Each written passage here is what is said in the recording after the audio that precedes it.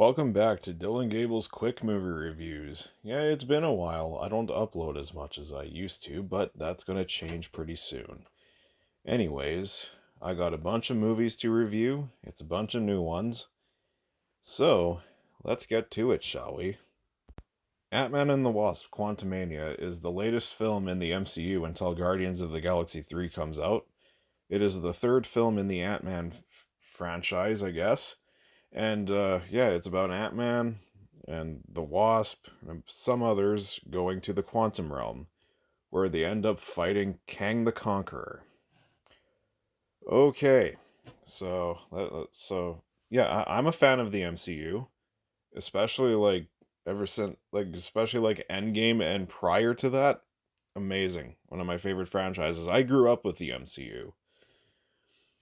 Okay, so now, my background on the Ant-Man films. I love the first one. I really love the first Ant-Man movie. I think it's a really fun little heist film. Small scale and appropriately so for a character like Ant-Man. Then the second one I thought was fine.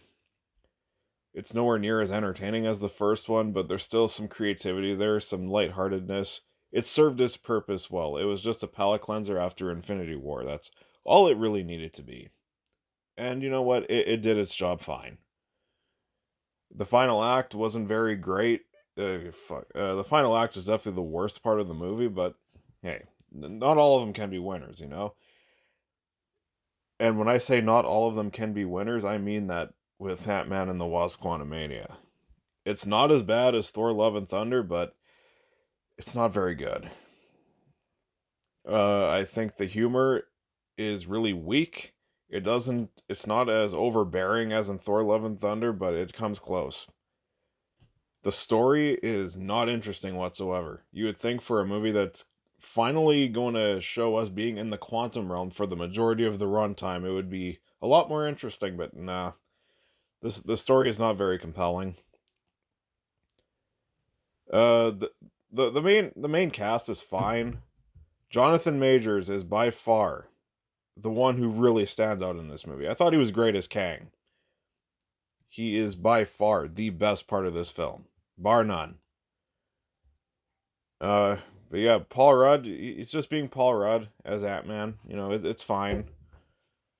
And then, also, I'm not really a fan of what they did with.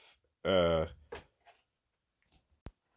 I wasn't really a fan of what they did with Scott Lang's daughter, who's played by Catherine Newton this time around. Which I love Catherine Newton. If you haven't seen Freaky, do yourself a favor. That's a really good movie. But I'm not really a fan of what they did with her character. I don't know. She's just not very likable in this film.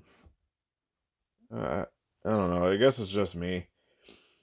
Also, the action scenes are kind of a mixed bag. This is the most action heavy Ant-Man movie by far. And there's times where the action is really good. It's really well shot and all that. Then there's times where it's like really shaky and it's not very well staged, and the cinematography is not really doing it justice. I don't know. It's definitely it's definitely not putting in as much effort as what the MCU used to in their action scenes. And then let's talk about the special effects. You want to talk about a mixed bag when it comes to special effects? Here you go. There's times where it's really good and creative, then there's other times where it is god awful. Uh, I'll just show you a screenshot of an example of some of the horrible visual effects. You've probably seen it in a lot of other reviewers' things, so it's probably nothing you've never seen, especially if you've actually seen the movie. But here you go. Nightmare fuel, right? Yep, that's Modoc. Hmm. Yeah. Yeah, that's where the MCU has got to at this point. I'm really hoping for the best for Guardians of the Galaxy 3. I mean, it's James Gunn, so. And I'm a James Gunn fan. I'm hoping he brings his best, his A game.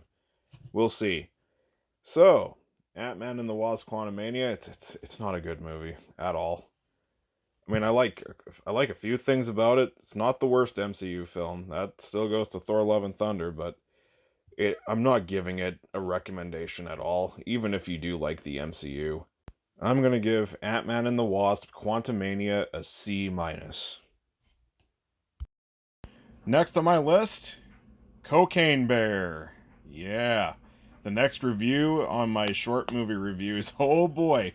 Very loosely based on a true story. It's about a bear comes across some cocaine, ingests it, and goes on a killing spree.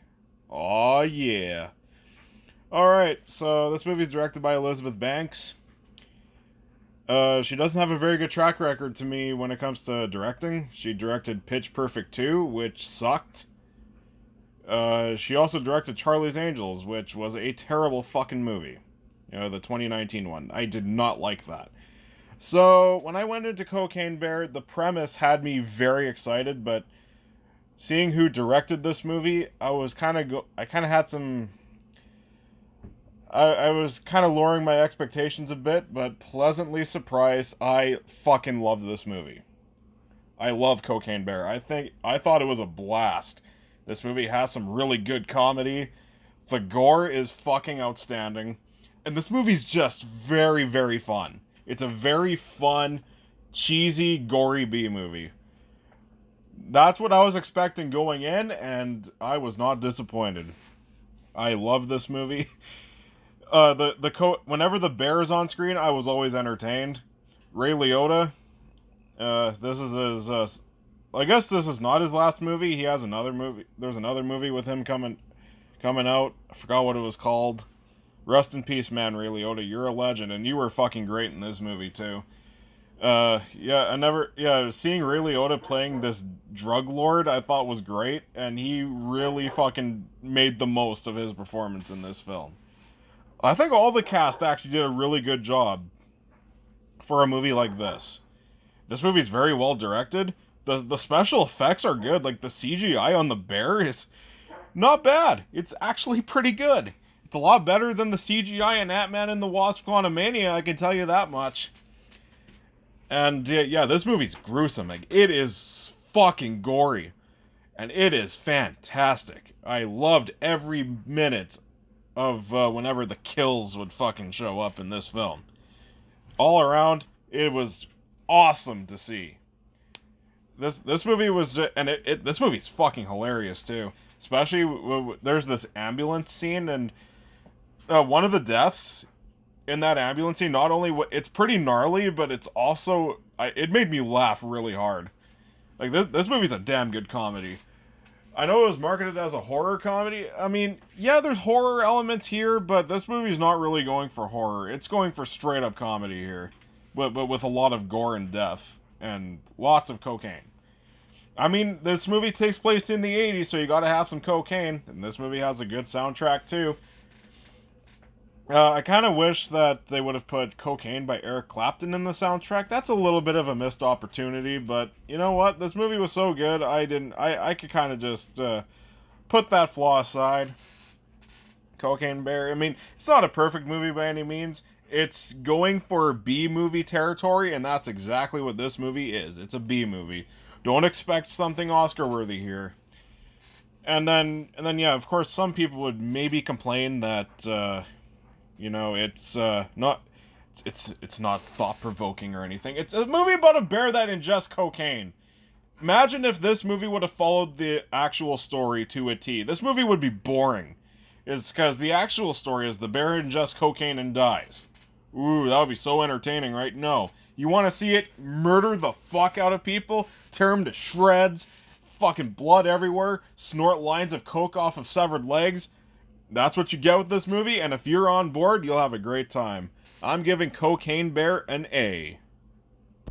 The Super Mario Bros. Movie. It's the latest film from Illumination and is the second adaptation of the popular video game franchise. So, tells the story of Mario.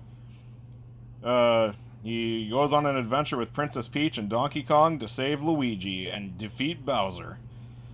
Yep, that's the whole plot of this film. And yeah, it's a great time. I don't know what the fuck critics were expecting.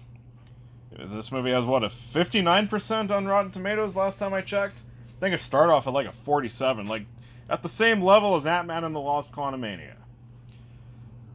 Like critics were like, "Oh, this film doesn't have a complex narrative with thought-provoking themes and deep, fleshed-out characters." It's fucking Mario. What were you expecting? I'd expect that from Metroid or Zelda, but Mario? No.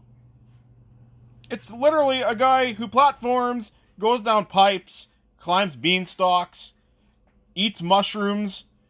It's fucking Mario. If you want a Mario movie, that's exactly what you get here. It's Mario. And it is a blast. This movie is so fast-paced. It's very colorful. It's filled with energy and fun characters. This movie's just fun. It's pure fun. I guess some critics don't know how to have fun, you know? It's a great fucking Mario movie. It's about time that we got a good fucking Mario movie. I mean, we only had one before, and it sucked ass. But no, not this one. This movie, as a Mario movie, I couldn't ask for more. I couldn't. Well, I guess the only thing I could have asked for is that this movie would have been longer. I think this movie was too short in my opinion, but what we got, I liked. I liked quite a bit. This movie has some good action scenes. I think all of the voice cast actually does a pretty good job. I mean, Seth Rogen doesn't really try to change his voice like at all in this movie, but you kind of get used to it. And I actually thought he was a pretty decent choice for Donkey Kong. Chris Pratt was a surprise. He didn't suck as Mario. He even gave like this very light, like Brooklyn, New York kind of accent, like, you know, like stereotypical Italians from Brooklyn.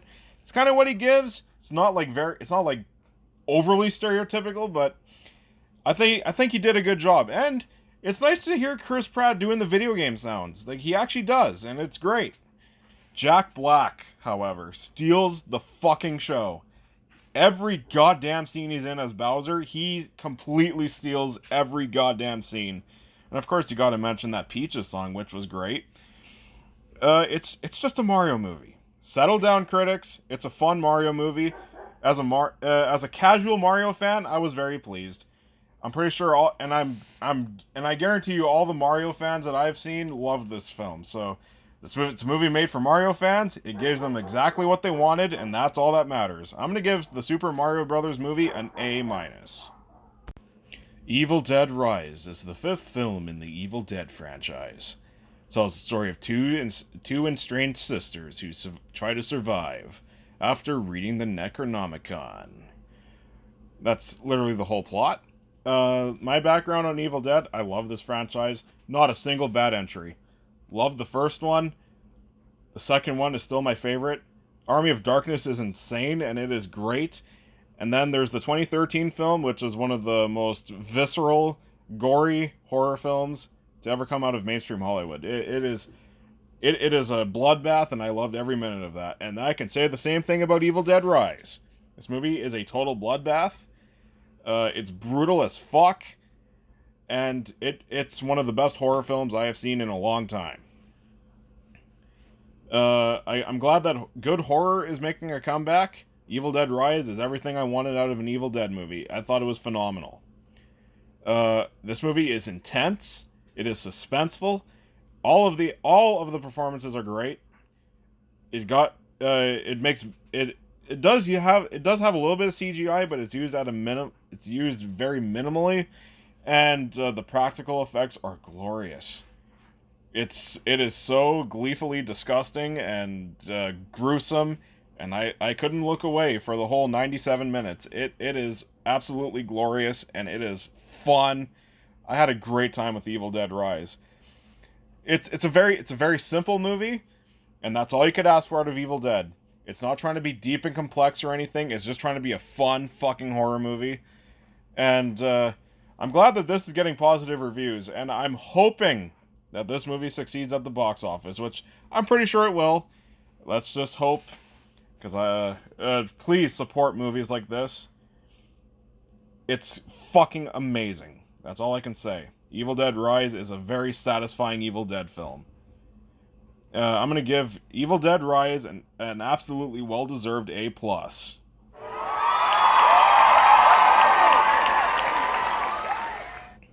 Anyways, stick around for some more reviews coming up. I'm gonna be reviewing Shazam 2. I was gonna review that in here, but I decided this is already long enough already, so yeah, look forward to that coming soon.